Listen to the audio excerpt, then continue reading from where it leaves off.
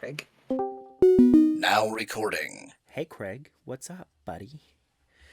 Our boy Craig back in the house.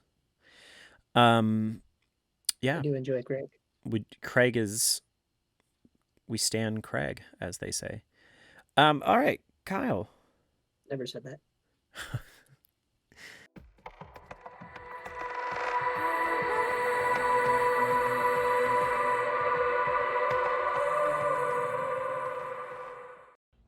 Hey guys, it's Dak. Sorry, I'm gonna go ahead and jump in here and just say welcome to NerdPod.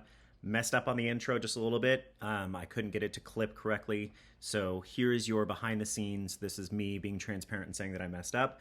But welcome to NerdPod. My name is Dak. The other guy, the other schlup, that guy's name is Kyle. We are so glad you joined us for episode 3 of NerdPod. Kyle, Yes, dear. how was your week?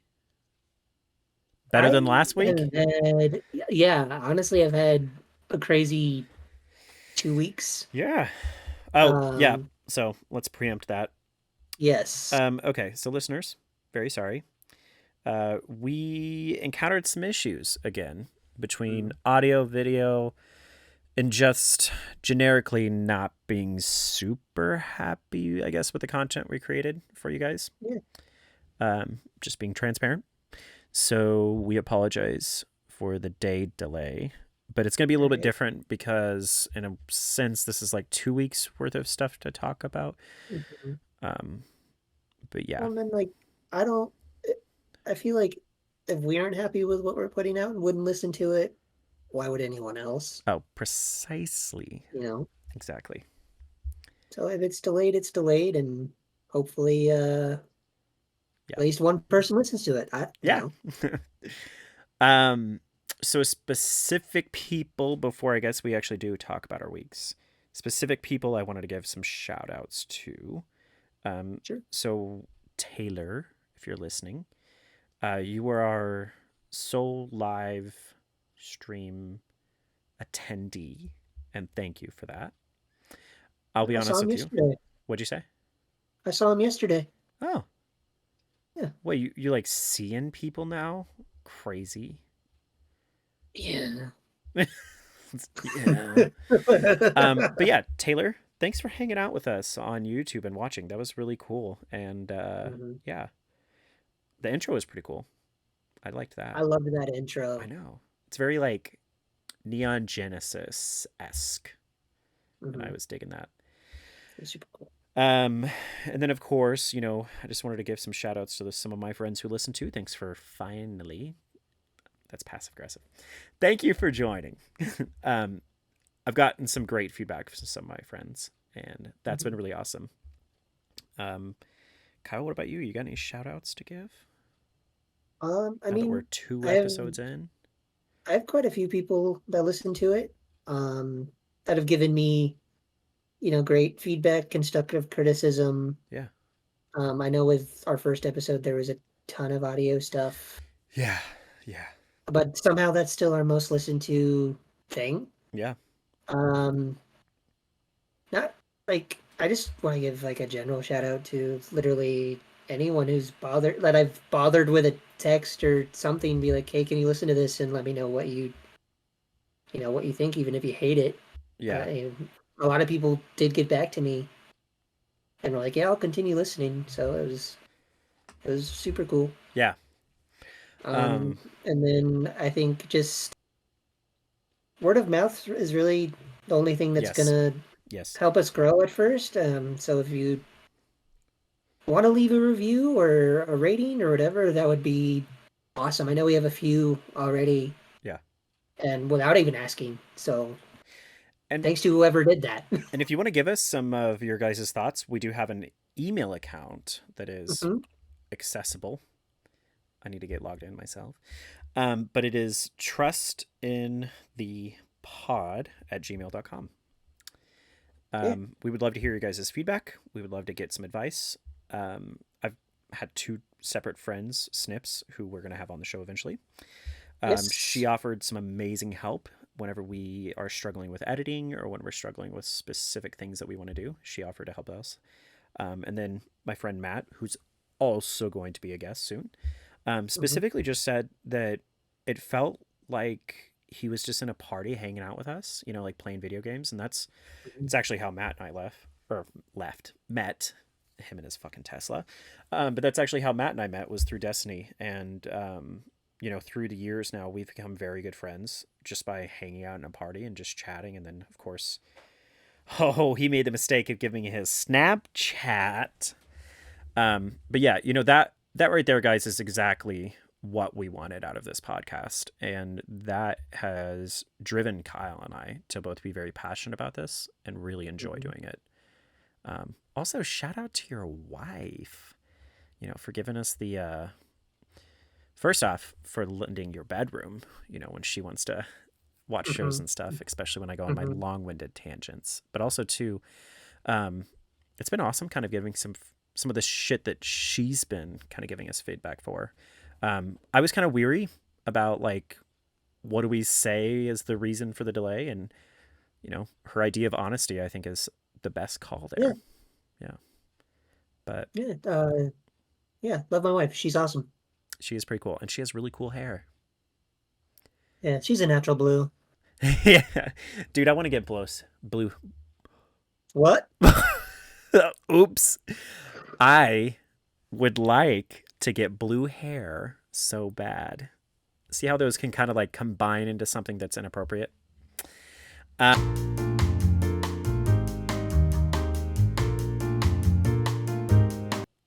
We've delayed the weeks, but I guess we should actually start off by saying what we're talking about this week before we even get into that. Kyle, what are we talking about this week? We are talking about Andor. Andor? Season 1. Andor. Oh, Andor. What'd you think I said?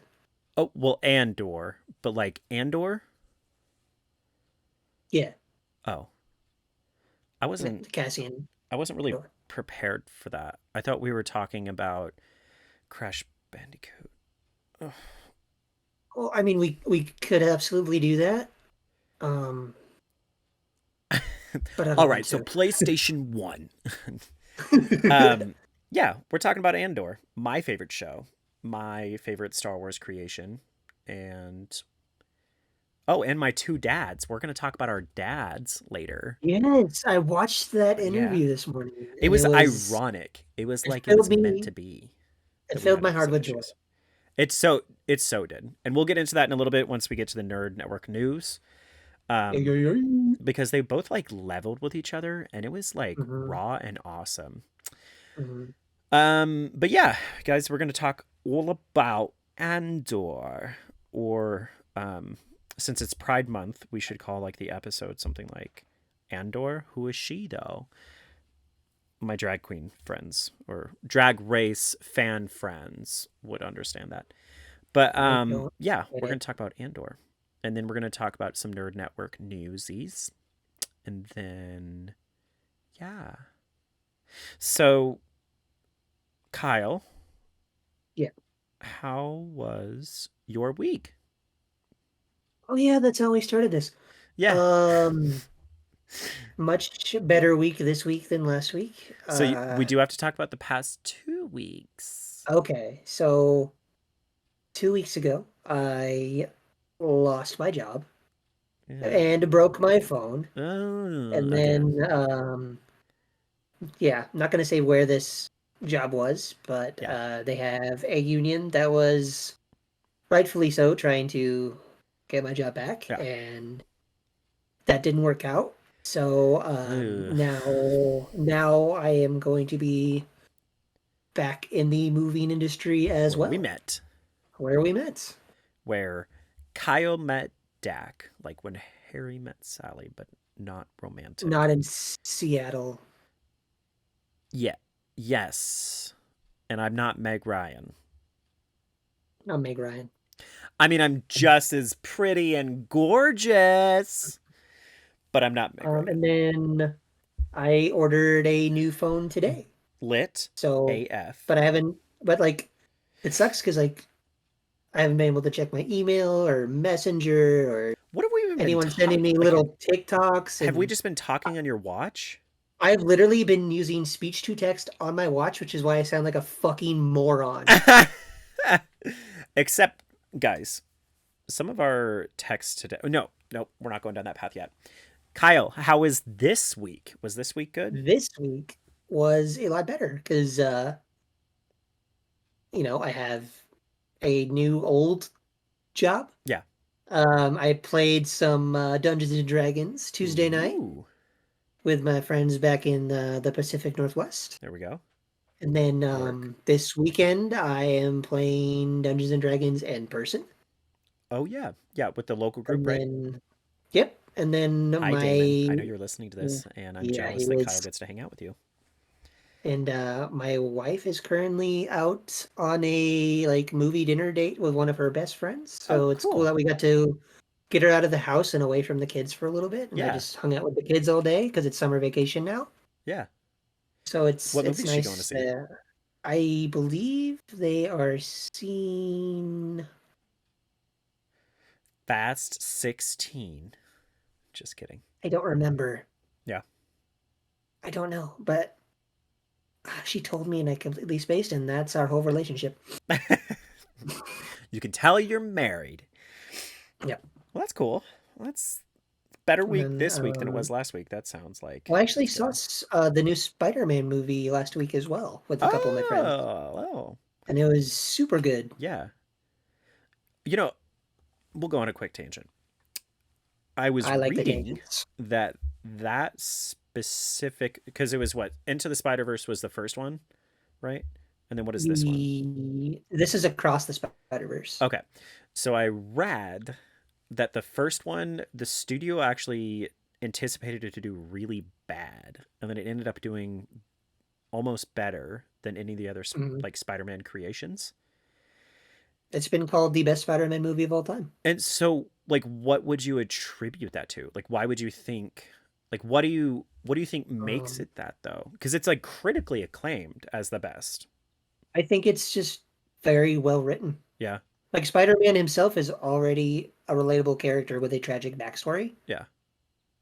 And just, that they brought in multiple Spider-Mans.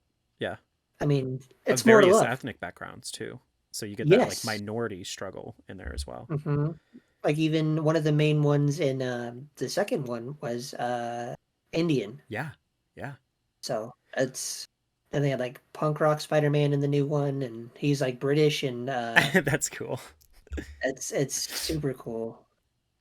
I was listening to NPR. Okay, so I listen to NPR every morning because I'm a big nerd. But I was listening to NPR and on, I think it was, I can't remember which show, but they talked specifically about that new movie, and they talked about the polling that they did about the outpolling of people that showed up at the premiere in New York.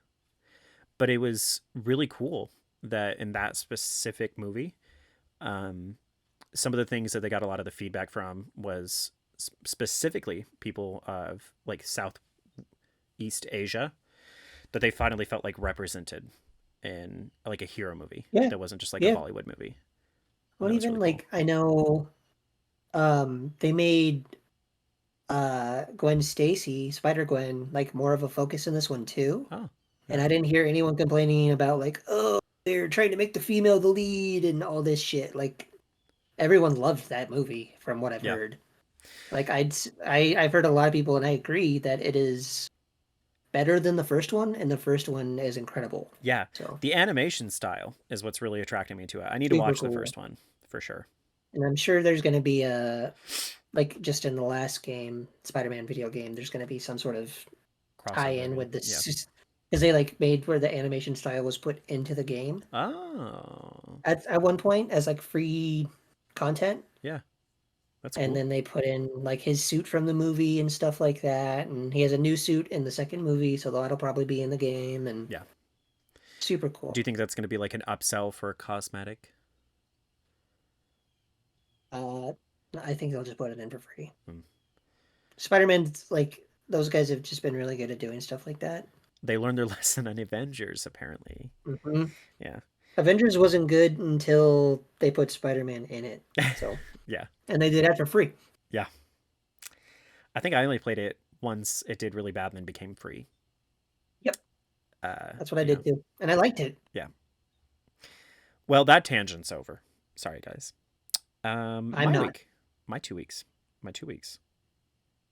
Your 2 weeks notice? Shit. What happened? What happened last week? What did I do last week? Oh, yeah.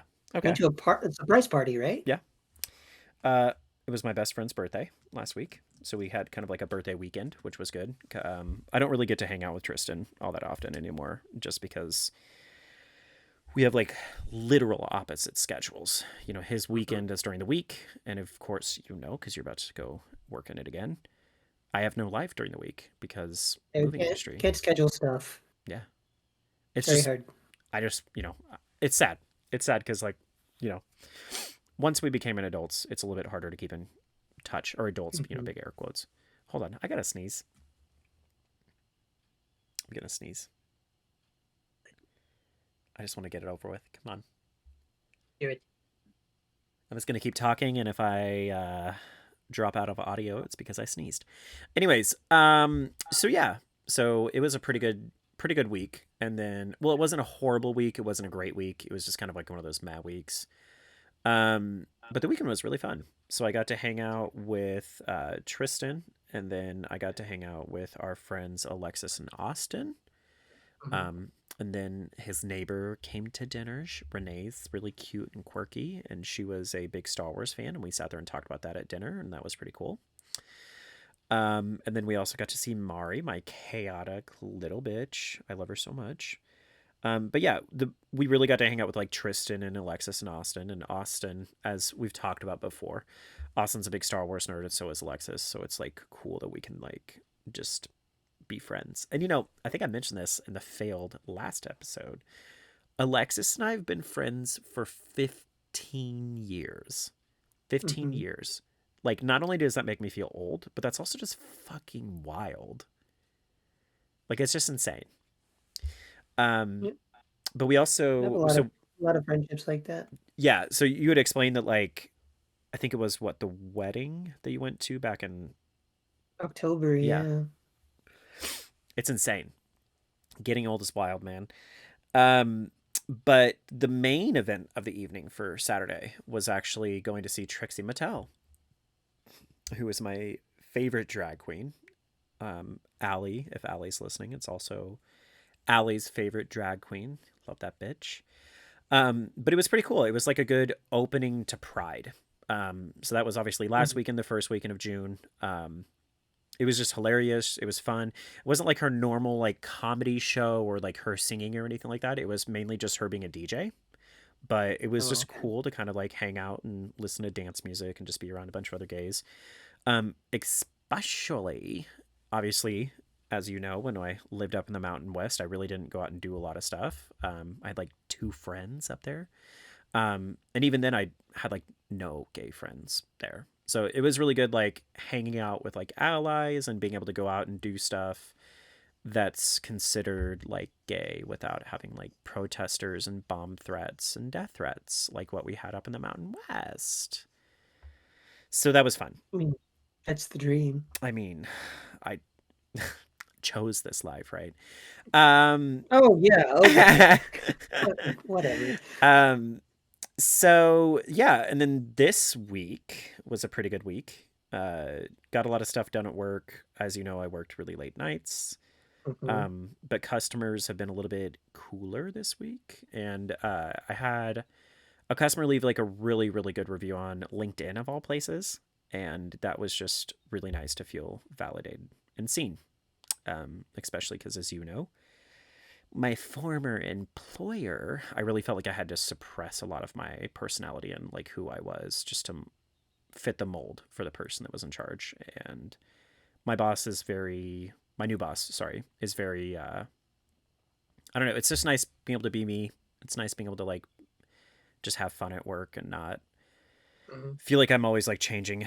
And that specific customer, you know, she just gave these really awesome reviews about how nice it was. You know, she's also part of the LGBT community, and it was nice that she felt validated in that, and that she felt like we provided her an amazing movie experience. especially just because I wanted her to feel really comfortable, and she mentioned that in the review. So that was nice. For those of my friends who also work in customer service, you know how absolutely challenging it is to hear good feedback back, but a lot of negative feedback comes back instead. So that was nice. And then this weekend is Pride Fest, where I live. And so I'm going with my mom, and it's my mom's first Pride. And so that's going to be awesome for us to be able to share that. So yeah, it's been a pretty good 2 weeks for me. But I'm glad to hear it. Without Again, further ado, Andoru. Nope, stop. No, stop what you're doing. Without further Andoru, let's talk about Andor. Okay, so we learned some lessons. So we learned some lessons last week.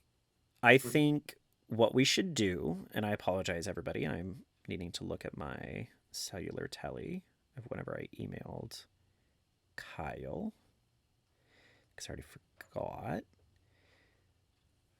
No, that's not the right episode. Didn't I? I emailed you, right? Didn't I? Yeah. Yeah, there it is. Yeah. Okay. You sure did. Oh, also, this like wildfire smoke, haven't experienced that since I lived up in the mountains, and it's hitting me a little bit hard. Got the sniffles, all that. Not the sniffles. I know. God forbid. I know. You wouldn't know anything about allergies, though, so. Yeah, okay. For some context, friends, Kyle has severe allergic reactions to a lot of different stuff. That's just like an everyday air. That's why when I first met him, I thought he was just baked out of his mind because his eyes were so red. But that's just absolute horrible allergies and itchiness. Okay. So realistically, what we want to do is we just want to kind of we're not going to do a recap or anything like that. We're just going to give our favorite things about Andor. We're going to talk a little bit about the writing, the characters. I'm going to talk about the Founder, the ship. Talk about the music. That's probably where we'll spend a little bit more time. And then we'll kind of just end it with some of our expectations for season 2 or our wants, hopes, and desires for season 2. And I think obviously fit somewhere in there the imagery, like the cinematography, visual effects, stuff like that. And then I was going to also take a little bit of time to talk about the set building, because I know that you don't know a lot about this, but I did a little bit of research after watching it, and it's pretty cool. So, Kyle, let's start off with yous. So tell me, what were kind of like your overall thoughts of the show? Because, well, you and I both didn't actually watch it live. We watched it after the fact. Yeah. I mean, so Rogue One is probably my favorite Star Wars movie that Disney has put out. Yep. But honestly, I wasn't looking forward to that and the Andor show, and I don't think I'm in the majority there. But then there were just kind of, rumblings online like, oh, this is the best Star Wars show that they have. Like, yeah, they're like, this is actually really good. But I mean, I watched. I think it was when I was stuck in Wyoming. 2 weeks of this hell. Past winter, yeah. Love so you, I Jeremy. watched it. Yeah, I love you, buddy. But yeah, when we were stuck there, that's what I ended up watching, and it was a lot like Rogue One, where it's this more dark and gritty and adult show. Like, I mean, it literally starts in a brothel with a double murder. Yeah.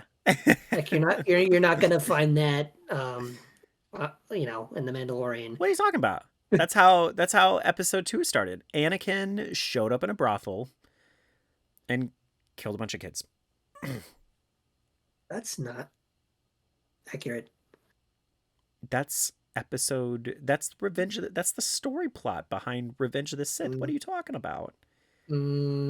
Shows up in a brothel and then goes to the basement where there's a school and kills all the kids with his laser sword. We didn't watch the same movie. Wait, you're right. Come to think of it, Mm. I think I was watching the parody. Okay, hold on a second. What is he barking at? Can you hear that? I can't hear anything. Okay, so it's doing a good job of blanking it. Okay, anyways, so yeah. Andor, you watched it when you were in Wyoming. Tell me your thoughts. Continue. I mean, Dark I don't know brooding. Yeah. Yeah, I don't know if like I'm ready to call it the best Star Wars show they've put out. But I did thoroughly enjoy it. And then we've touched on it in the other two episodes and just Yeah. in general talking to each other that it humanizes the rebellion. Yep. And then even it's similar to Rogue One where they obviously we know one character, but they bring in a bunch of other characters that we didn't really know before, and we start to care Yeah. for them. Well, we knew Mon Mothma as well. Yeah. But I just we didn't know Marva. We didn't know no. Deirdre, even though we hate her. We love her. I mean, she's a villain, so yes. Yeah. But I mean, yeah, I liked the show quite a bit. I don't. It's not the same director as the movie, though, correct? No, It's not Gareth. correct. Okay, No. I didn't think so. But I think I don't just think they a had lot a of set director, did they? Or was it Tony Gilroy that did the whole thing? Or did he just do the writing? I thought it was Tony Gilroy that did the whole thing, but I could be wrong. Yeah, no, I think you're right. Because he wrote the whole thing himself, or between him and his brother, I think. And then, yeah, I think he did direct what is technically a very extended movie, in a sense. Oh. Well, I mean... That was my Discord. Oops. What? Oh, my Discord notification went off, so hopefully it didn't. How fucking dare you? I know. I don't know how to turn it off. It shouldn't, though.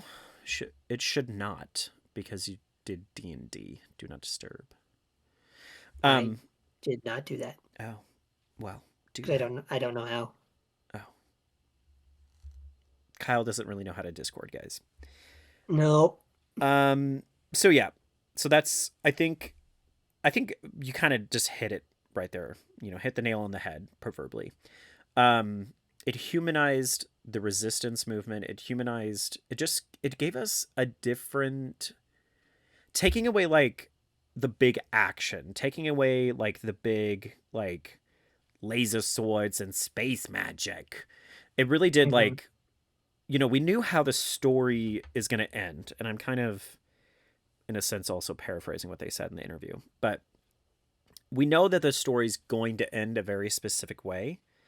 And so getting to that build up was really enthralling, to where something that could be considered like a boring moment or generic dialogue somehow made the story so much better. Unlike Kyle, I will say that I do think it is the greatest Star Wars creation. And I know on the first episode, I think I said Rebels, but that's bold. When I really did some introspection, I do think I would classify it as the greatest that we've gotten yet, just because I felt like the writing was on like another level. I felt like the visuals, the storytelling, just the music, everything combined together just did it so well. And I acknowledge that it's so much easier to do that in a long format show than it is to do in like a movie that has to be capped out at like 2.5 hours. Or at max 2.5 hours. The problem with saying that specifically, though, is that I do feel like we have really long storytelling on some things like Mando or Book of Boba Fett. And I personally do not feel like those shows met the same bar that Andor sets. I don't, obviously we're going to talk about this in a little bit because they did announce a date for Ahsoka. But we haven't gotten like an episode count or anything like that yet, I don't believe. So it'll be interesting to see if they kind of are going to do the same, But I don't know. And Andor was just really good. So when I first watched it, it was actually just like you. It wasn't during the whole episodes thing. I mean, Rogue One I watched in theaters, and it was really, really good. And I liked that they flipped the script and didn't just make it about, the Skywalker family or anything like that. And they did their own story. Also, the end scene, the killbox scene.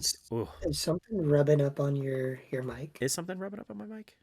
I just hear a bunch of. Bunch of noises. Mm-hmm. Uh, no, I don't think so. Is it? Okay. I don't know. Um, but yeah, let's Rogue One. Rogue One was a really good movie. Obviously, there was a lot of parallels that we saw between the way that that started and then, of course, that Andor started. Mm-hmm. Specifically, we got a city scene, and specifically, we got a running shot of just kind of trailing behind Andor. I think obviously that was very intentional. And then we also got the, very cold, calculated murder in the first one that we did. This one, Mm-hmm. information got out. Instead of that information becoming public, he kills them to keep that information quiet.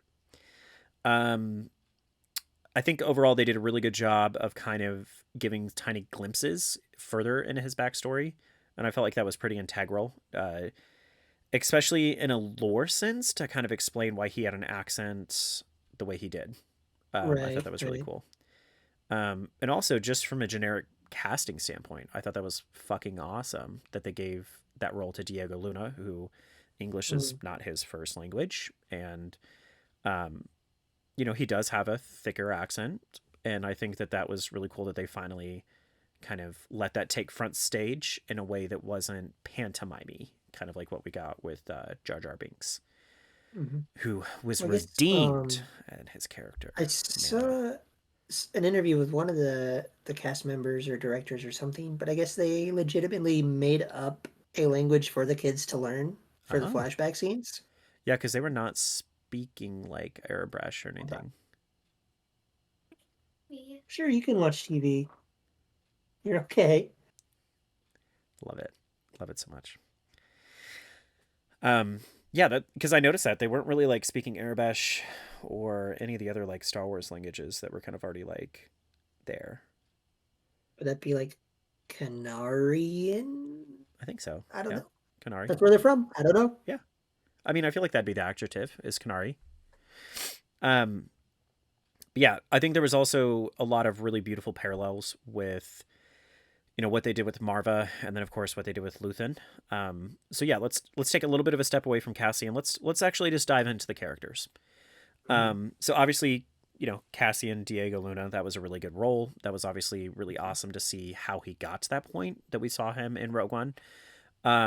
What would you say some of your favorite characters were, or your favorite character from the show? Oh, I really liked Bix. Yeah. Also, at first he kind of annoyed me, but I liked B2 EMO. Yeah. Just like that loyalty, Cassian. yeah, that loyalty in a Yeah. droid is pretty crazy. I know. I mean, we've seen it with R2 and in BD, but that But they've been doing they it a also are lot recently. humanizing. They've been Yes, showing they're that a lot humanizing recently. droids as well, Yep. Which I which love. is pretty cool. Yeah. I, I wish I could remember the character's name, but like his big beefy best friend. Big beefy best friend.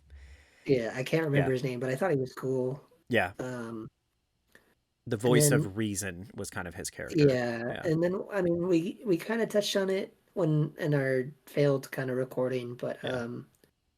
I'm still uneasy on how to feel about Luthen, but I think his speech on his what he's Yeah. sacrificed kind of made me seem like he's not a complete, slime ball. Yeah. Um, but we'll see how that goes going forward because obviously he's not part of the crew in Rogue One. Yeah. So Well, and I think I said this several times in the first recording that we did, but anti-hero. Anti-hero is like one of the best ways to describe Luthien. He's not mm, a bad person, but he's not really a good person. And even with the good things that he does, it's questionable motivations, questionable, how he got from point A mm. to point B is kind of questionable as well. And a lot of Yeah. the characters, I know, Vel and Mon Mothma and Luthen are having to live these double Yeah. lives and keep everything so Yeah. secret just to have some sort of hope that, evil doesn't Yeah. take over the galaxy. which ultimately, it does. Anyway. Well, but I also think it's really important to note that, like, it, for us, we see it as like the Sith Lord is in charge, but for everybody else, they don't see that. It's only like few like an people evil that know dictator, Yeah. That's what they see it as. Because, I mean, even what we got lore-wise in Rebels was that his public face is not the decrepit, deformed face. Right. His public face to generic people that weren't senators is, the same chancellor that we remember from episode 3 pre Mace Windu. Yeah. Oh, even in Legends, when Death Star 2 was destroyed and he was Palpatine was hollow projected, or whatever. It was basically for a while just labeled as rebel propaganda. Like, no, everything's still perfectly fine, and just a lot of gaslighting there by the Empire. Yes, for real. And for those of you guys who do not know what we're talking about when we say Legends versus canon, so in the Star Wars universe, everything pre-Disney didn't get retconned, but it kind of got placed in what is categorized as Legends, Star Wars Legends, which is like non-canon but still cool Star Wars stories. Yeah, and they've brought over quite a bit of it to canon since. Yes, quite a bit.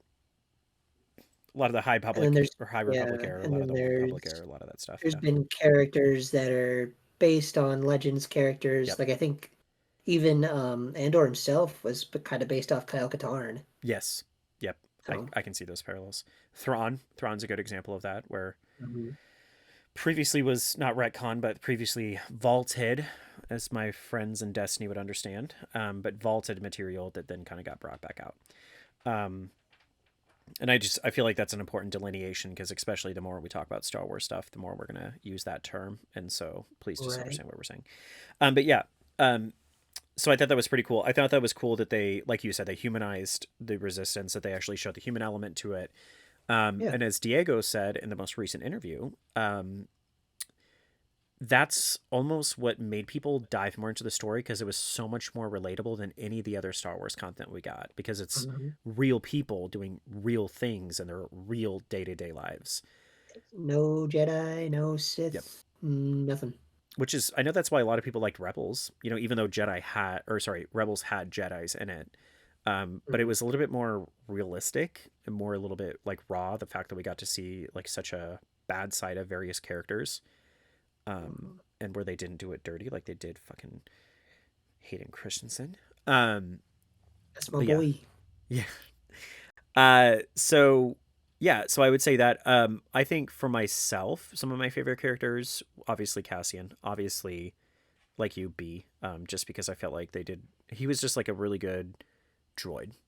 I felt like he was kind of annoying, like initially, annoying little brother is kind of like the vibe I was getting initially, but seeing that develop over time, Marva was probably up there for like one of my favorite characters in the entire series. And then of course Luthien, like you said, Luthien, I really did feel uneasy every episode. I was like, I like the guy, I don't like the guy, I like the guy, and then that monologue he did was probably the coolest part.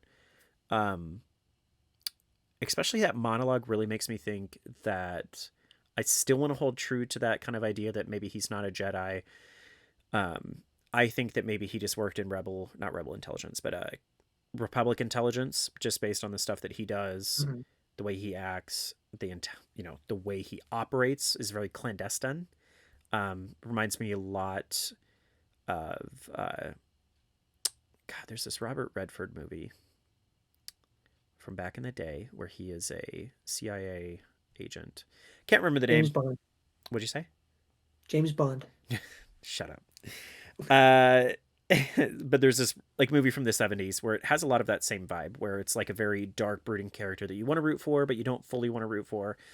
So yeah. But yeah, I would say him. And then, honestly, I do love Deirdre. I love the struggle that she had. I love seeing the internal struggle that she has. She gives me a lot of Agent Callus vibes. And so because of that, like, I like her character a lot. And I know you hate that. And then shout out to one of my other favorite characters, the fucking Fondor. Dude, that spacecraft probably has to now be my favorite spacecraft out of like all of the Star Wars creations. Hmm. Um, It's a pretty intricate one because it doesn't look yeah. like much, but it can do insane things. It's not like the Millennium Falcon where like it doesn't look like much. It looks like a heap of junk, but then ends up being like, Mm-hmm. a crazy fast and maneuverable. Like this one was just like it's straight up is I heard I can't remember who it was. Maybe it was Eckhart's Ladder. I'm sorry. I don't think that the person that created this video is ever going to be listening to our podcast, but if you ever by chance do, you made the video about it. I'm sorry that I'm not giving you the correct shout outs. I would have to go back through my YouTube history, and that's too deep and long. But a YouTube content creator, YouTube Star Wars content creator, did a video specifically about the Fondor and how it represents a lot about like who Luthen is as a person. That it's not what it Oh, seems. yeah. It's very on the surface. It seems very plain, or it seems like you're very easy to tell who this person is. But to see that there's this really deep intelligence and there's like this really methodical cunningness, if that's a word, cunningness that exists there. They linked specifically the scene that we got to see, the one that we actually got to see, which has a song titled for it under the Star Trek soundtrack. That Star is, Trek. yeah, Jeremy, we're not talking about fucking Star Trek, okay? Stop. Never gonna happen. Although it is gonna happen, and we're gonna have you on the show. But the song for that on the soundtrack is called Full Fondor. But in this YouTube video, he just talks about the fact that it's from everything from the surface of the show, it just seems like it's just a basic Hallcraft. And for the deep lore nerds like we us are, specifically that Hallcraft is just like a normal Hallcraft that exists all over everywhere.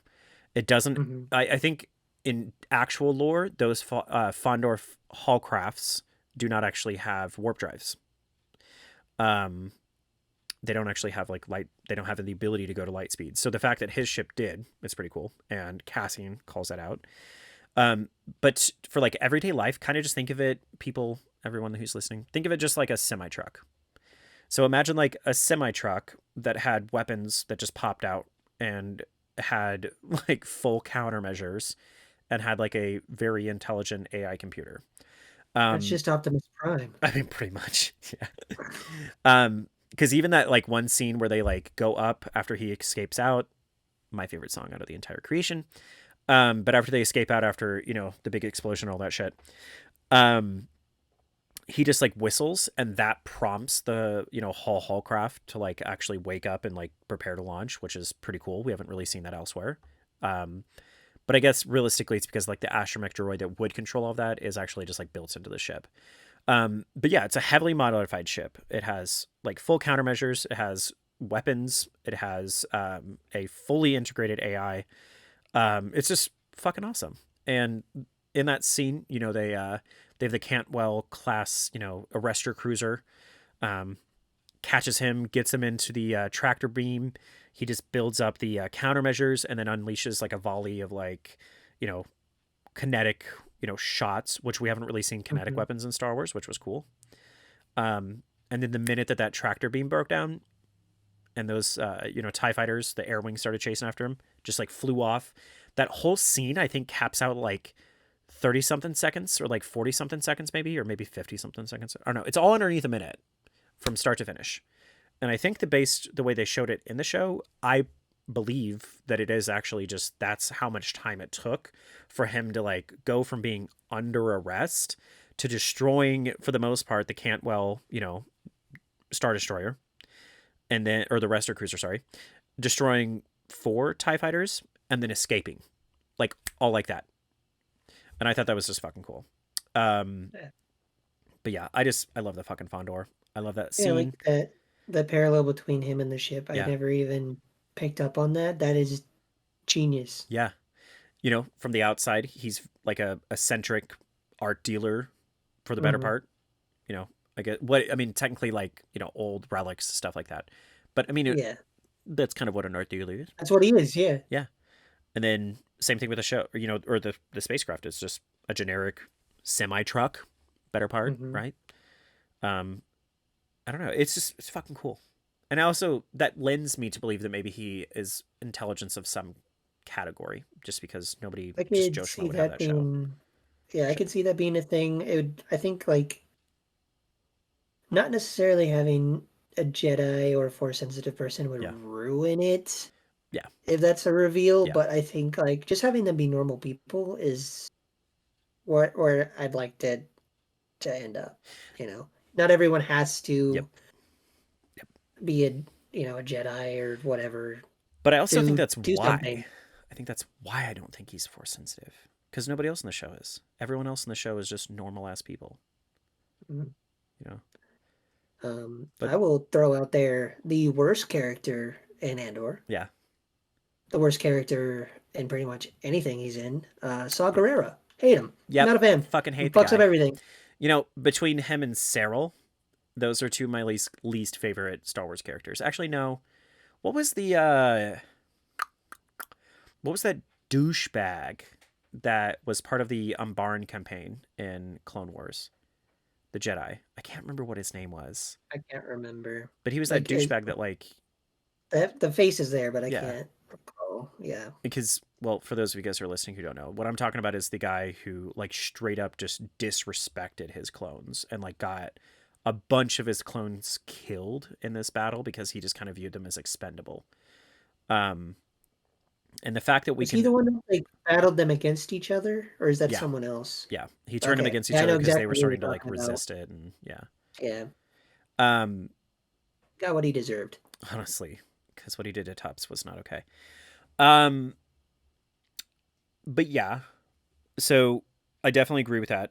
Saw Gerrera is a piece of shit, and I like that they've actually done a very good job of showing that in all the Star Wars creations. But I think they did need to have a very dark, rebellious character that kind of like made it bad for the rest of them.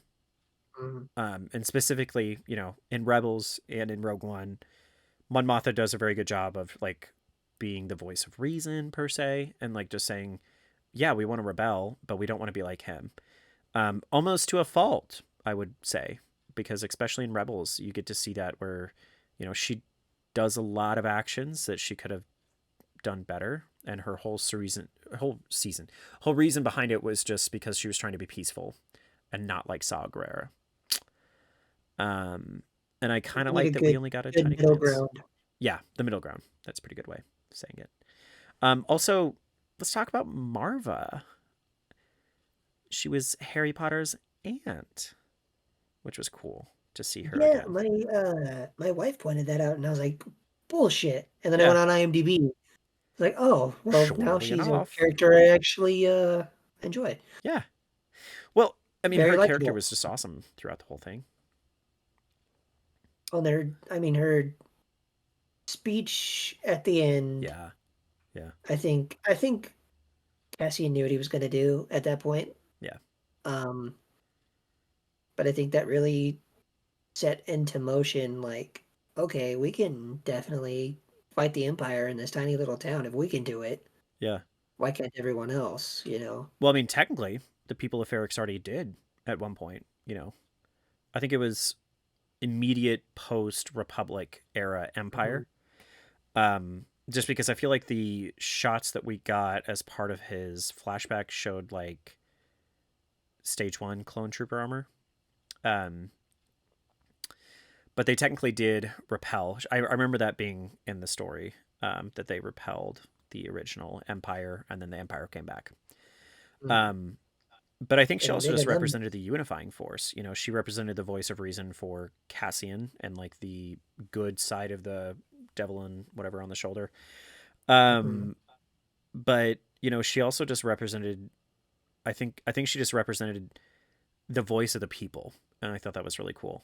But yeah, I think it was a little bit challenging for me whenever I first watched the show, because I did watch this. So backing up a little bit. So for my friends who are listening, you guys already know this about me because you guys were there for me and I appreciate that. and Kyle already knows this about me. Mm-hmm. Unfortunately, my father had passed away very sudden this last year in July, which is coming up. It was very sudden. We didn't expect it. I mean, we kind of knew that my dad's health was not in a great place, but we had no forewarning that this was going to happen. But he unfortunately passed away in a stroke in his sleep, or having a stroke in his sleep. And so I really didn't get to visit home for almost 2 years. When I moved up to the Mountain West, it just part of it was because of, at the time, Christmas in 2021, right? Yeah, 2021. And Christmas at 2021 was where gas prices were really ridiculous. I don't know if you guys remember that. I think up where we lived, Kyle, gas got up to like 5 something. Like, it was really high. And because of that, airline tickets were really expensive. So I didn't get to go home for Christmas. And unfortunately, my boss really didn't let me get to go home any other time of the year. So I didn't get to see my dad before he passed. The last time that I saw him was whenever I was leaving and just kind of said goodbye and was moving on to the next thing, which parallels very heavily with what happened in Andor. Mm-hmm. And while I was away and not enjoying my time, and when I was in a really dark place, like I was this past year, unfortunately, my father passed away. And so little did I know, because I intentionally didn't read anything on Andor, really. I didn't look up like the story like I sometimes do. Like, everything that I was watching in Andor was fresh, didn't know anything, what to expect, anything like that. So this past Christmas was my first time that I was actually able to come home and spend time with my family, because I mean, I came back here for the funeral for my father, but that whole week was just like a blur. To be honest with you, I probably couldn't even tell you what we did every day. Like, I've just repressed those memories so much. But because of that, Christmas was the first time I was actually able to come back and hang out with my family, see my friends. And when I got back, I was really, really, really, really sick, like to the point where I thought I had COVID or something. Yeah, I think you came in for like a half day or something like that. And everybody that came into my office is like, why are you here? Mm-hmm. And I remember getting in trouble because I left the next day. But yeah, so I was really, really sick, and I just stayed at home. And, after doing nothing except taking antibiotics and fucking medicine all day, like, I didn't have anything better to do other than watch a show. So I binge watched all of Andor. And I was not ready for the parallels that I was experiencing between like his life with his relationship with his mother, and like the potentially strained relationship that existed there. And then, also just the fact that he didn't ever get to say goodbye to Marva. So yeah, that was something I wasn't ready for. I also do think that Marva's death was integral to like his upbringing and his story. I said this the last episode, but for me, I think she represented the last thing that Cassian had, and the fact that, in a sense, the Empire had taken away everything from him. And I think that was his big motivation for becoming a rebel. And I think that was his big motivation for where we see him in Rogue One, where he is a firm rebel. And I think it's also important to note that I do believe his very dark approach to being a... Okay. My apologies. I couldn't hear what you said. Siri just popped up there. That was weird. Oh, I didn't even hear. Yeah, like, cut audio out. Could you hear what I was saying the whole time? Yeah. Up until you stopped talking. Well, yeah. Yeah.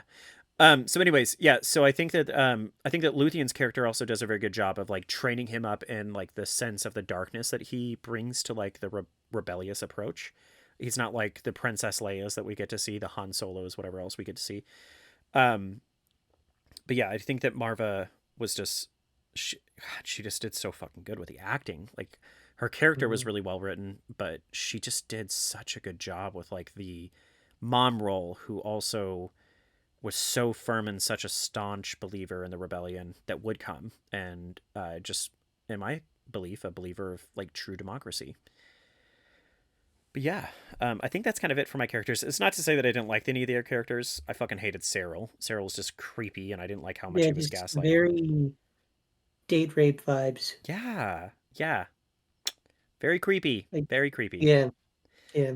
Um, so this next part will probably be the longest time, or the longest thing that we'll spend on.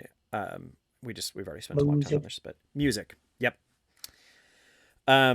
So Kyle, I think you said this last week, but would it be a Star Wars creation if they didn't go all out with the music? No. Um, Because, in my opinion, the music in Star Wars is just as important yep. as the actors and the writing. Just as integral to the storytelling. And Mm-hmm. George Lucas focused heavily on that in the first Mm-hmm. 3 movies that we got. Which, fun fact for you guys, Kyle already knows this, and a lot of you Star Wars fans may already know this. But the first movie that they did not have a very big budget for it. Like a very, very, very, very, very small budget. And where he wanted to go all out was he wanted to have a really elevated score, and that's why he hired John Williams, because he wanted it to have a very enigmatic, whatever that word is, a very large, gregarious score that would help elevate the movie beyond the clear downfalls for the visual effects that they had at the time. Even in the 70s, when the movie came out, like, it was still just, it wasn't as good as the other movies that were happening at the time. And so I think that the music has always been such a good part of the storytelling, and it's been such an important part to what we expect out of the movies. They continued it on in Rogue One with Michael Giannacci, I think is how you say his last name. And then in Andor, we got Nicholas Britell. Mm-hmm. Unfortunately, one of the most famous things he's known for the modern age, the TikTok age, is on TikTok we had that like sound. It was called Agape, which is from a movie. Oh, God, what's it called? What Happened on Beale Street? Amazing movie, beautiful movie, and a beautiful score on that one too.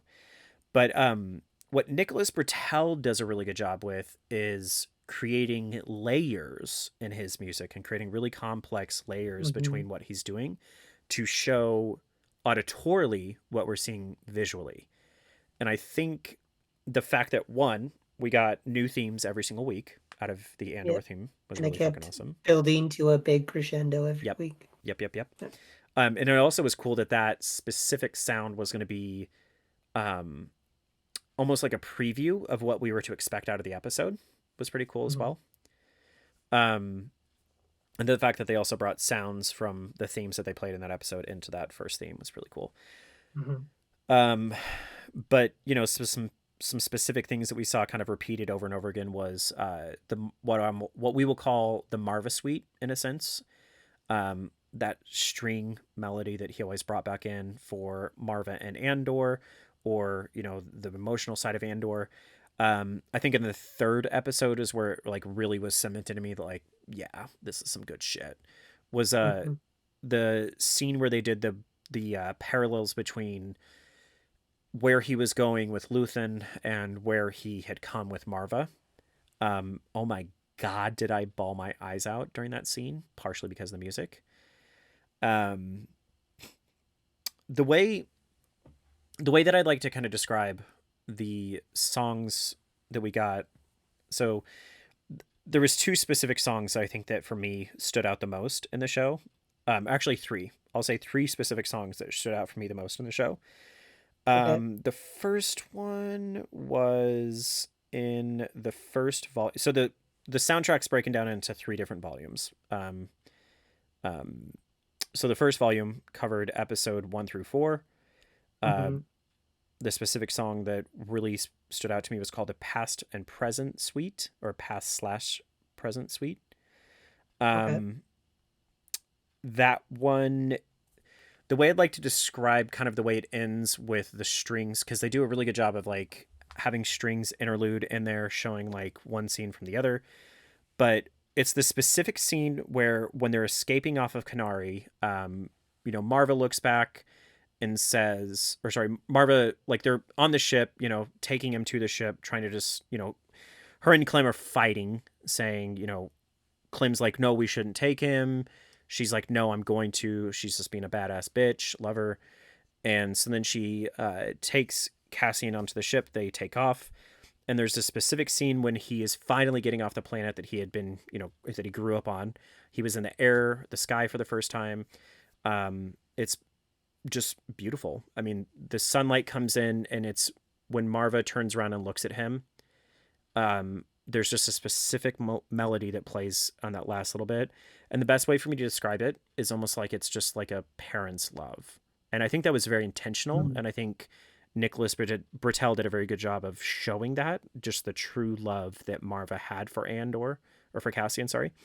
And God, when that specific string melody played, bro, I mean, the waterworks were already pouring. We know that. I cry at like the smallest little thing. Mm-hmm. I still cry, by the way, we're going to pause about this. I still cry rewatching the AHSOKA trailer, and I've seen it probably 36 times. Still cry every single time. So that being said, I cry really easily, but that specific scene, it was just something about the music. It was something about the shot. It's like when she looked back at him, it just feels like mother's love, or like a parent's love. For me, the other songs, I think that really kind of stood out. Oh, that was loud. Sorry, everybody. Let's see. I think it was volume 3. Yep, volume 3. Unfortunate title, but it's Your Mother's Dad. That's whenever, of course, Andor had called in to reach Marva. Oh, it's playing. Sorry, everybody. That specific scene, that's whenever whenever he reached out to try and talk to Marva, or at least give her a message, and then his friend tells him, sorry, your mom's dead. Just seeing the emotions that he processes there, especially for somebody who at the time was processing those same emotions. That was really hard to watch. Big shout out to my bestie from Montana, Ethan. I think I had to call him right after I saw that episode and just needed to like talk to somebody, just because it was like a lot dredged up there. But that specific song does such a good job at layering the strings, how we still get that same string quartet that we've seen a few different times throughout the season. But specifically, that scene does a really good job showing the depth of the emotions that we saw him experiencing. So obviously, we all love and listen to music that comes from shows. We all love and listen to the stuff we see on TVs, movies, whatever else. But I mean, listeners, I hope you guys understand that like the music comes after the show. So where composers have a really big challenge is how to show visually what we're seeing, the emotions behind it that we're supposed to feel. And if you were to just turn the volume off in any single action scene that comes out of like a Christopher Nolan movie that doesn't have like Hans Zimmer's really intense score, like you'd be like, oh, this is boring. But the music is what makes it much more intense. And I've seen videos like that where they take out the music or like take out the laugh tracks on certain sitcoms or whatever, and it's just like, this is there's like those like whole brands of empty TikToks and where they do weird that. and it's super weird. Like when they take out the laughing and it's just like the sound of like squeaky shoes walking away or something. Yeah. It's just like I know Star Wars specifically, if there isn't a good score, I just don't think you have a good movie or a good show. Yeah. But I think for both of us, that scene was probably pretty pivotal. That specific scene when he found out his mom died. Diego Luna, God, he's such a good actor, dude. I mean, like, to just see all the emotions play out in front of me on a show that I felt like I was feeling myself with where I was at with my father's passing. Right. Oh, God. Like, it was just incredible. And I could cry even now thinking about it. But the way that episode just fades out, even with the song still playing, because most episodes that we had, he had a complete separate song for the ending, but just to see that carry through where it just has like this emotional weight, it's just incredible. The quartet, I don't know who ended up performing for them, like which Philharmonic. I can't remember even where they, did the music. Like in Survivor, they did it at Abbey Road, the Abbey Road studio. That's really cool. Yeah. I can't remember where they did with this one. Maybe they just did it at like the, Disney Philharmonic or whatever. Maybe. But yeah, I think those were two of the songs that stuck the most out for me. one of the songs I actually wanted to talk to you about, because I know we talked about this last episode that we didn't get to do, but one of the coolest ones was actually when they had the funeral march into town from various parts of town. That was actually live. They did that live. Which I didn't know that until you told me. Yeah.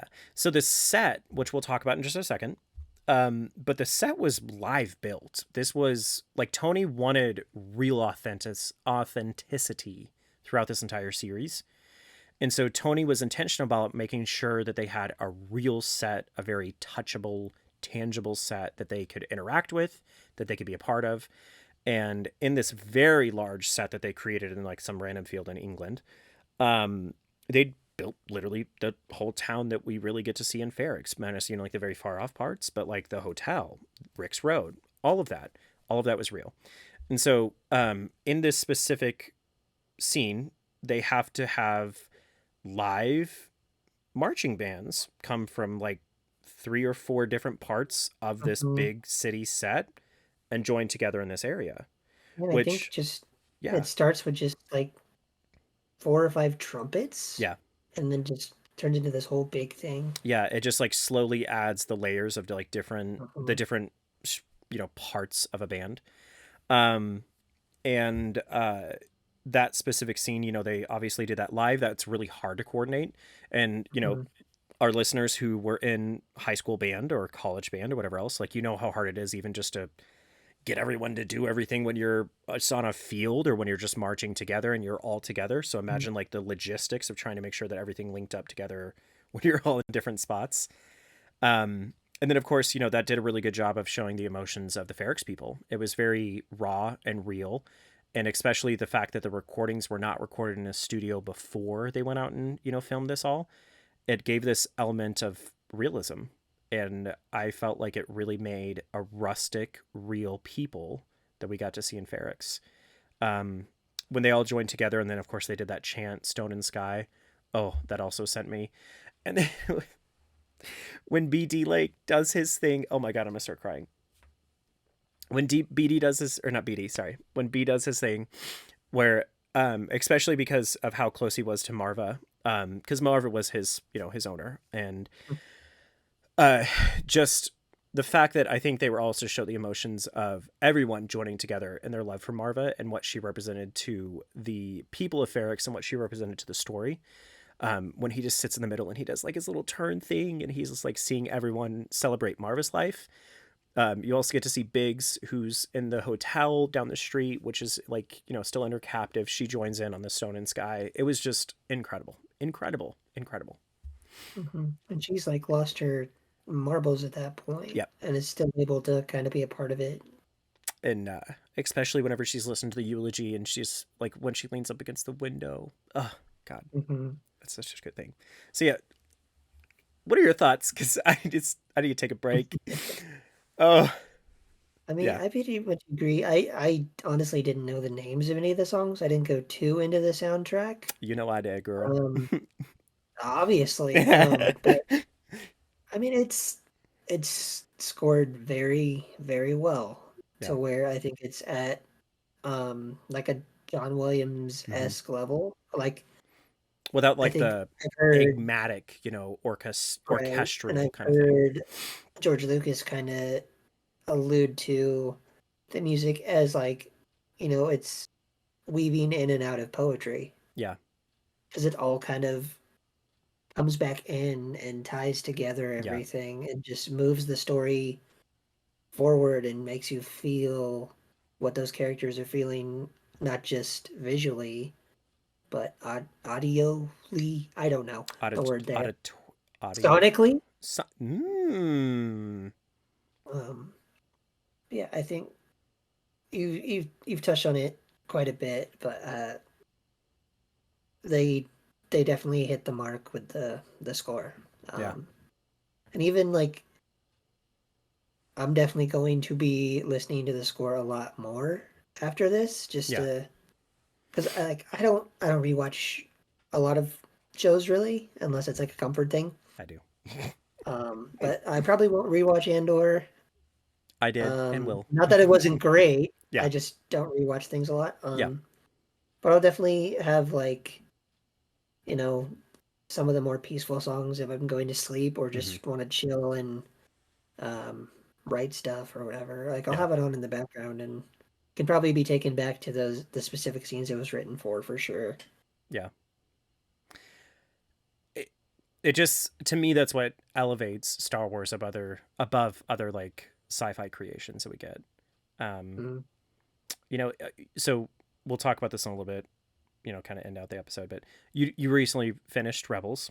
Even like this scene that they did with like when, okay, guys, it's been out for long enough. I'm not going to like sit here and say, oh, it's spoiler warning. Like Rebels has been out for long enough that we can talk about it. Yeah. Years. So in that scene where Kanan dies, even just that, like the switch from like just like normal kind of like what almost felt like just city sounds to like the instantaneous like almost silence, and then all you hear is just like that you know, choral, or not choral, I wouldn't say choral, it was just more like just that woman singing. It was peaceful in something that was so chaotic. So actually when I was watching that scene, because I literally just finished it, my wife came in from work right at that scene, and it gets to the credits, and she's like, it's never good when they don't have music. Something bad just happened. I was like, yeah, he's dead. He's gone. Yep. There's not been very many. So Dave Filoni does a really good job of that. We saw that at different aspects in Mando. They even took out the color from the logo after that. Yep. Faded to white, and it was just silent. Yep. But yeah, as you were saying, when it comes to the score of Andor, I absolutely agree with you. I think that it was just, there's no word other for it than just beautiful. And you know, when I want a good cry or whatever else, there's like specific, you know, Star Wars scenes that I always go back to. It's like, you know, last episode of, you know, Clone Wars, or that specific episode of Rebels. That last scene in Clone Wars still gets me every time. I know. And the eulogy scene for me, I mean, there's really no music. There really isn't a whole lot of music in that, but it fades out in a very similar way. It's just like the lack of sound. So while speaking of sound, actually, we talked about this last episode that we didn't get to do, but let's talk about it now. So specifically, one of the cooler parts that both of you and I found was when, shall we call it, what we found out the CIA was doing to a lot of people that were labeled terrorists or people of interest, the sound torture. We'll call it sound torture. Yeah, they put that in there. Yep. And that was, I mean, I went over it a little bit, but just their transition from her scream to the whirring at Nakina 5? Yeah. Whatever the prison's name was, for them building... Narkina 5, but yeah.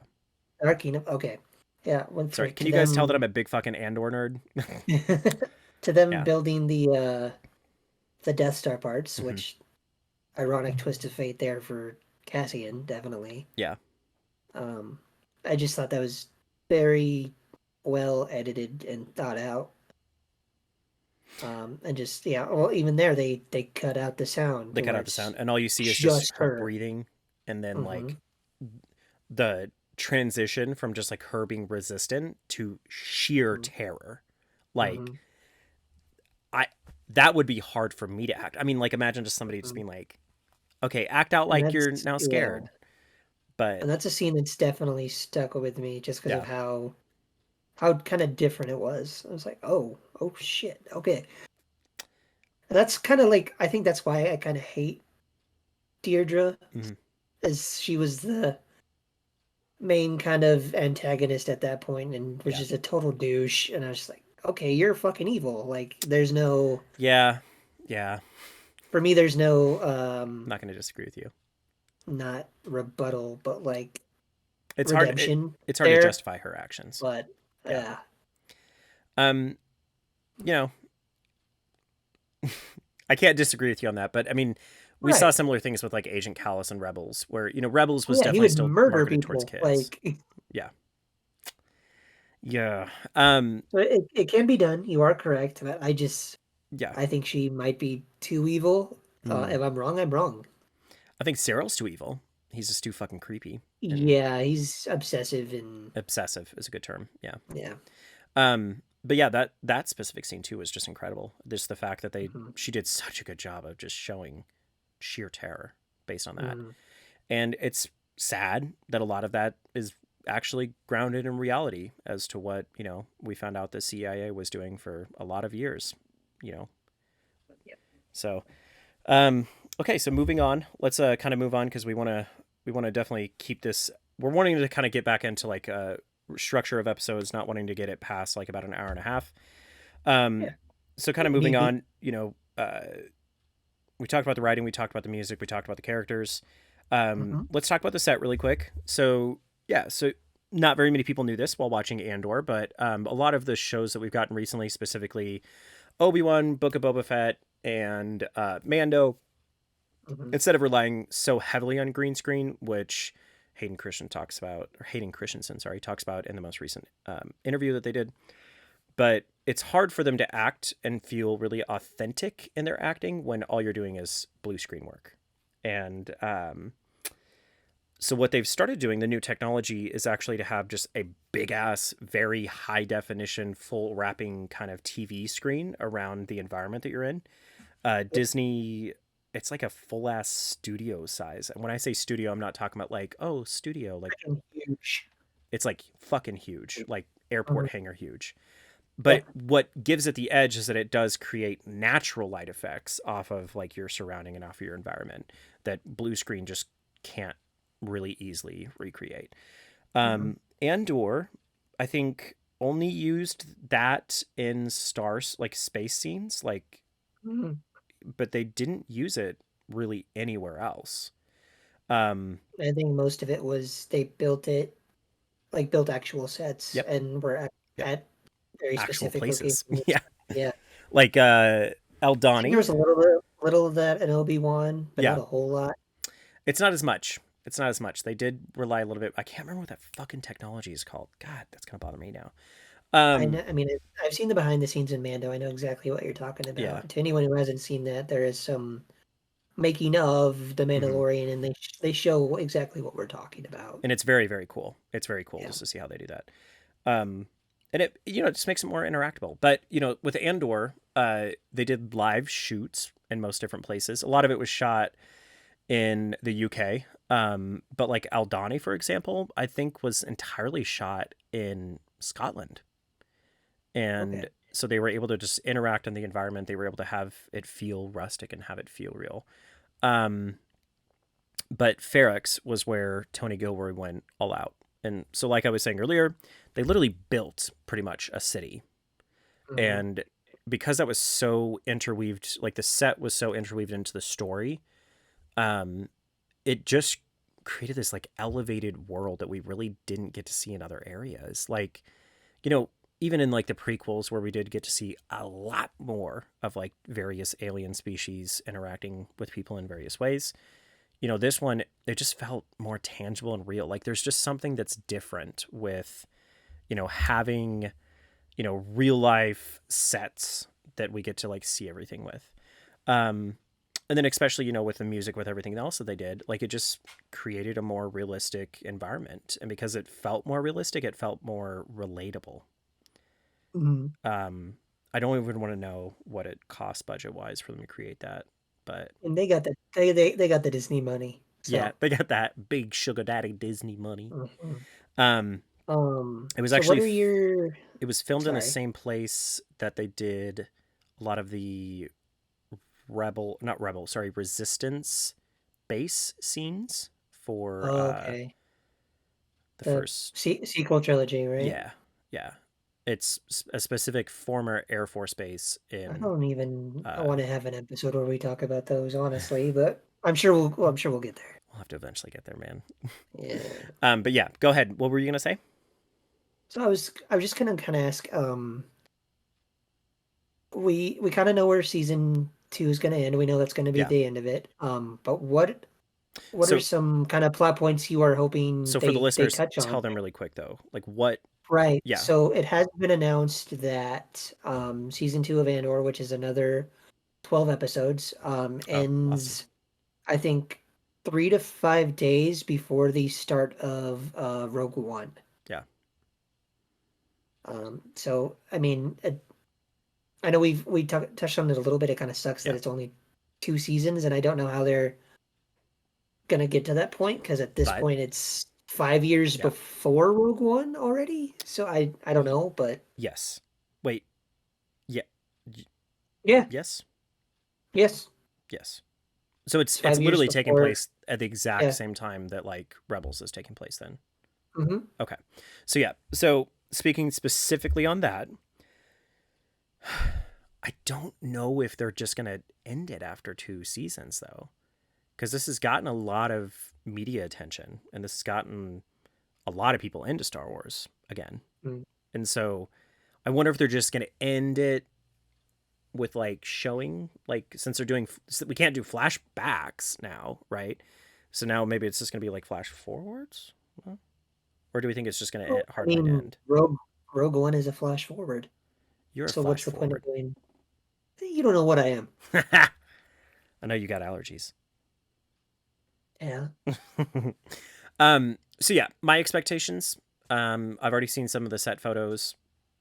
I love Diego Luna. I think what's cool is we're gonna get a Diego Luna that's a little bit more mature, obviously.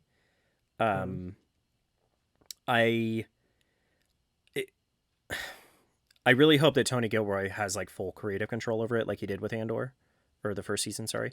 Yeah, I mean, with how well it's done, I think it would be absolutely stupid to not just let him finish it out the way he wants to. Well, they kind of did that with Jon Favreau, though.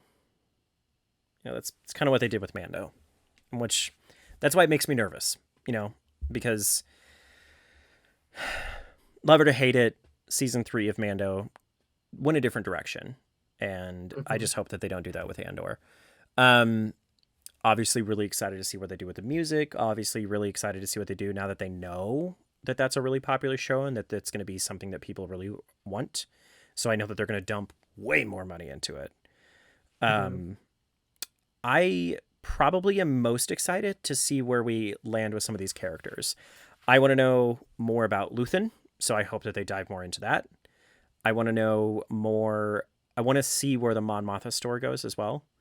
I have. She's in Rogue One, so yeah, but like a tertiary character, you know what I mean? And so I love that they've been diving into her character. God, I love her character. I love how complex they make her. How they don't make her somebody that we're fully rooting for. How we kind of are like, God, come on, get your act together. I think there's a darker side to her that we kind of saw pop out with the scene of like her husband in the car. My theory is that was a setup. I don't think that was just her getting onto her husband. Their driver's an ISB agent, and she knows that. Thing. Yes. So like obviously he's not gambling any money away, and she knows that. But the driver is going to report whatever the hell he hears. So do you think it's her feeding misinformation, or do you think it's kind of her setting up her husband? 1000%. I think it is misleading information. And see, I personally am in the camp that I think it's the other. Do you think she's setting up the husband to take the fall? I think it could be either or. I think she's trying to set up the husband as an explanation for that money going missing. That's what I think. But I love her character. Arrest him for losing his money gambling, so I don't know. Kyle, they don't arrest people; they kill them. Well, you got me there. I mean, we don't see her honestly, like now that I've kind of asked the question and I've thought about the answer. Yeah. Why don't they just kill everyone off like they did in Rogue One? None of those characters are in the movie, other than Andor and Mon Mothma and Saw Gerrera. Yeah, but I mean, maybe they're just going to do what they did with Rebels, which is just their story ends with them joining the rebellion. Yeah. I don't know, and obviously they could be background characters that we just don't see in the movie or whatever. But what if they just B's gonna die? Kill it. I think B's gonna die. I think they're gonna kill off B. I think they're gonna kill off B, and I think that's gonna be an emotional thing, and I think that's gonna represent a lot. Just that is one of Cassian's last touches or feels in a sense of Marva, and so I think they're gonna kill off him. I could see him like sacrificing himself in some way or Yep. something like that. Yeah. In like a BD way, but BD's a fucking badass, and BD still survives. BD's Yes, my he did. favorite droid of all time. Yeah, I I'm just looking forward to a lot. I think I just really hope, like I said, that Disney kind of keeps their grubby little paws off of it and just really allows Tony Gilroy to kind of do his thing. But what about you? What are you looking forward to? Um, I'm just honestly hoping they don't pull a Snoke and kill off everyone before we kind of know what the hell is going on. Yeah. I don't think that's going to happen. I think they've kind of learned their lesson there. Yeah. But I mean, obviously we know where this is leading to. Yeah. We know how it ends. But I mean, just it's about the journey, right? Yeah. And I think So, it's like a Hitchcock. God, well, there's a specific quote about Hitchcock. It's rough. Let's do like the rough, tabletop version. But it's if the audience sees that there's a bomb underneath the table and knows that it's eventually going to go off, that singular suspense creates extra drama behind the scene. mhm, But if somebody tells somebody like, "Oh, there's a bomb under the table," and we never see it, it doesn't get people as drawn into the story that's being told. And so I think that that's what's incredible with what they're doing with Andor, is that because we know where it's going to end, and because we know how we're going to get to that, or where we're going to end up in the journey, it's making us more enthralled and loving how we're getting to it. And so, I can yeah, I can understand that. yeah. Is there anything else you want to add about Andor this week? I mean, just the fact that it's my favorite fucking show, and I could talk about it for 6 episodes straight. Yeah, I think we should move on to Nerd Network News. Network news. I wish we had like a sound effect that could be like. We'll get there. We'll make one. We'll figure it out. Figure it out. Do you want to tell some of the news that we got? Unfortunately, the unfortunate news that we got leading up to Ahsoka. Yeah. So one of the main characters in that, the actor who plays him, Ray Stevenson, unfortunately passed, and he was fairly young. Yes. My parents' age. I don't know. Yeah, I don't know how that's gonna impact the show or the movie going forward, but either regardless, we lost a human being. Yes. So, condolences there to, I mean, his family and the Star Wars community, and hopefully he's a well-received character. Yeah. It sounds they announced kind of what his character is, and it's more of like a Jedi that also survived Order 66. That's more of like a mercenary. He doesn't really work for anyone but himself. Yeah, a true gray Jedi. Yeah. See, I don't think Grey Jedi exist, but Okay. we can argue on that at some point. Calm down. I'm calm. I'm totally calm. We also got a launch date as well. We got a launch date for. So when is that? August 23rd. Yeah, August 23rd. Ahsoka comes out. Fun fact, really quick, about Ray Stevenson. Did you know that he also played Gar Saxon in Clone Wars? I didn't know that. Yeah, the really scary Mandalorian leader, or imposter to the throne. But yeah, it is really sad that we are losing somebody who I felt like was going to be potentially, a very large part of the story, since his monologue is literally what leads the entire, trailer. Yeah, I don't know. For those of you guys who didn't know this, similar thing happened with The Last Jedi, which is partially why I feel like a lot of the critiques of the second movie of the Skywalker saga is a little bit harsh, just because, I mean, Carrie Fisher died in the middle of them doing shooting and in the middle of them writing. And so they had to rewrite a lot of stuff. And so it'll be interesting to see what happens with his character in the movie that we're going to be getting. But yeah, outside of that, August 23rd, we're getting Ahsoka. They haven't announced anything beyond that. They haven't put us out any new trailers, anything like that. They just gave us a few screenshots on Instagram. And I did want to talk about one, if that's okay with you. So what were the three? So we had just her and Sabine talking. Yep. And then what was the second one? The third one is, I'm sure, the one you want to talk about. But there was another one of her just in front of us, like a star chart. Yeah. Or star map, whatever they're called. Whatever we think it's going to be. Then the last one, there might have been 4 or 5, but the one, I'm going to get. Yeah, go ahead. Was of an Inquisitor that we haven't seen before. And Inquisitors at this point in the timeline would be mostly killed off. Yeah, like why would they exist? Right. And then I don't know if it's a flashback or not. We'll find out in the show. Yeah. But the helmet and what's kind of setting everyone into a frenzy is it looks like Starkiller's armor from the Force Unleashed games if you choose the dark side ending. But he is using an Inquisitor sword. It's not him, because he has a very similar stance to Ahsoka himself where he carries the blade behind him. Yeah, Starkiller we're talking about here, right? Yes, yeah. Starkiller. So everyone's kind of freaking out. Like, is Starkiller going to finally be canon in some way? Because, I mean, in a way, he is the original Inquisitor, but you can't bring a character that powerful into Star Wars canon. You just can't. But if they don't have a Sam Witwer's able to, and if Sam Witwer, who is the voice of Maul in Clone Wars and the main character of Starkiller in the games, if he's able to get some sort of screen time in that way, and that's how we get Starkiller into it, awesome. If it's not, and it's some other thing, I'm sure it'll fit the story well regardless.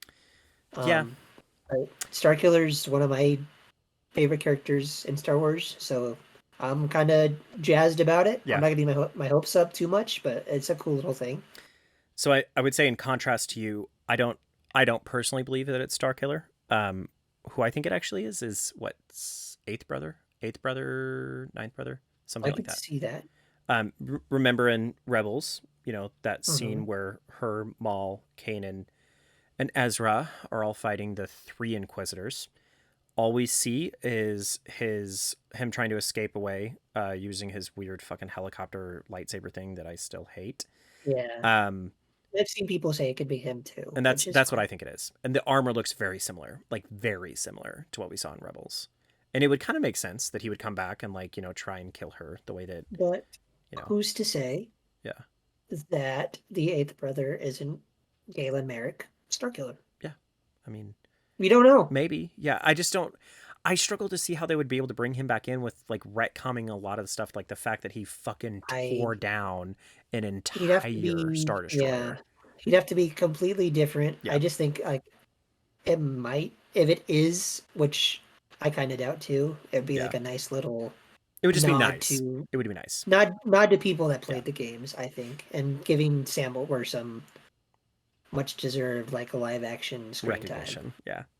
Yes, because he's the ultimate nerd, and he gets to be in all these shows and movies. So good for him. He's kind of like Nolan North. He's just a very versatile voice actor, and he's in a lot more than people would recognize. And so it would be really cool to see him have some physical screen time. Yeah. Okay, so outside of the images we got out of Ahsoka, outside of the unfortunate news of Ray Stevenson's death, which is also relevant this week, we had, as I said, my 2 dads had an interview for Variety magazine. Yes. Hayden Christensen and Diego Luna, 2 very big players in the Star Wars universe. You're just Darth Vader, but whatever. So they had about a 20-minute interview with Variety, which I would highly recommend everyone goes and watch. Yes, absolutely. But you know what actually made me tear up a little bit? When Hayden told Diego that Rogue One was his favorite Star Wars movie. Yeah, and that he's a huge fan of the show. Yeah. And said that Cassian is one of his favorite Star Wars characters, which is cool to hear from. That's going to be insane to hear from him. Yeah. Yeah. Because he was talking about how he used to have this Star Wars lunchbox when he was a kid, and his friends talked him out of it being cool. Yeah. Which, I mean, again, for those of you guys, he did not grow up in America. He grew up in Mexico, and so he, knowing a little bit more about Diego Luna, he did have a very not an easy upbringing, and so, you know, it's just cool to see like all these worlds intersect, and the fact that like they two sat down, and the fact that like Hayden was like, "Yeah, I really like you." You could just like see like in the interview, he was like, "Oh man, that's so cool coming from you." Right. Yeah. I think there was like a meme on TikTok. I believe I saw it, but it was like like LinkedIn like cars and like the Lightning McQueen. yeah. Yeah.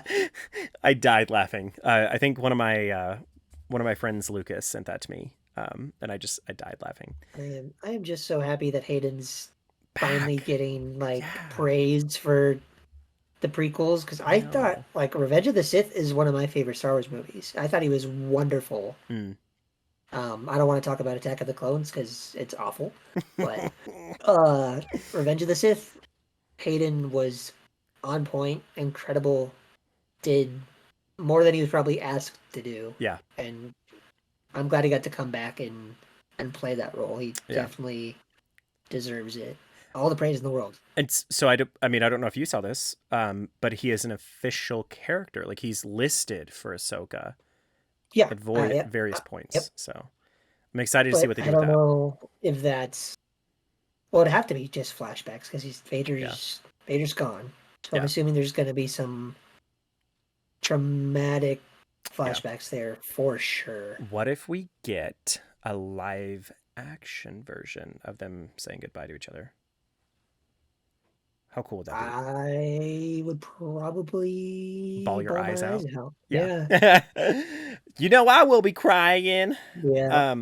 But yeah, I agree with you. I mean, you know, yes, you and I both talked about the fact that we watched the original trilogy on VHS, the little package that came together. It was like the Still got it. You still have it. I can't find mine. Yep. It's like the 30th anniversary edition that they released, where they added all the like the CGI effects and different stuff into it. So obviously we grew up watching that, but for us, for like our generation, for you and me specifically, like realistically, the prequels were what we grew up with when it came to Star Wars. And so because those were in a sense live releasing when we were growing up, that was kind of like what we would always go to. And that would be our frame of reference. And okay, as a gay man, I have to say, I always skip episode 2. But oh, you do? Okay. So like just... Hayden Christensen was probably one of like the confirmation facts for me that I was a homosexual. Dead ass. Like I had the biggest crush on him whenever I was like a kid. I mean, I was like 8 when that movie came out. But I was talking to one of my friends, Jenny, today about that because she's also a big Star Wars nerd. We were just talking about the fact that like he was done so dirty in the prequels. Like he could have had such a better... If we just would have given him more, like if we maybe would have put like another movie in there and just given him some more screen time, he could have done so much better with Anakin. But it's so awesome to see him coming back. And what he said in the interview, which made me so sad, was that he said, I thought I was done with Star Wars. I thought that was old news and I was never going to be able to come back. And they asked him to come back for Obi-Wan, and he was like, yes, I'll do it. Because he gets to come out and hang out with his friend Ian McGregor. Yeah, he gets to come back and play the character. Yeah, I think Diego was like, so what made you want to come back? And he's like, all they did was ask. Yeah, called me and asked. Yeah. And I'm excited to see what they do with Ahsoka, you know, because I think I'm hoping it's going to be... I'm hoping it's going to be the best show out of all of them, which it's going to be hard to beat what they already have. Because I really think the only bad show they have is Book of Boba Fett. Yeah. Yeah. And that's, you know, all it was a filler for Mando. Or else they wouldn't have had Mando such an integral part of it. And then, I don't know, the fact that they didn't have him as an integral part of season 3 was just very disappointing that they didn't bring... Yeah, I was into it. Very confused by that. Yeah. I think original plans were for him to be in it in some capacity. Yeah. But, I mean, especially since they got all the other Mandalorians together. And he was just missing. Yeah, and obviously he's on a whole different planet, but he still could have helped, you know? Well, and I knowing what happened with Jon Favreau and with them kind of being like, okay, but we're going to find some other writers for some of these episodes. I think that he probably was originally and just wasn't in this one. But going back to Hayden Christensen, I do think that it was really cool that we got to see him as Vader. I thought that he added such an element to the Vader character. So I kind of do hope he actually continues to play Vader in like whatever flashbacks we get or whatever we may see. He is Vader. Yeah. And it was cool that we get that visual confirmation finally. You know what I mean? Mm-hmm. But yeah. What do you think? Do you think that's a good place to end for Nerd Network news and the episode 3 revenge of the getting our asses back into the episode? Yeah, I mean, we've been at it for almost 2 hours. Yep. So I'd say let's say goodbye. Yeah. Guys, thank you so much for joining us for episode 3 of Nerd Pod. Just remember, we love you. We care about you. Thank you so much for joining us. Thanks for hanging out. And if nobody else tells you, you matter, you're important, and we love you. Bye.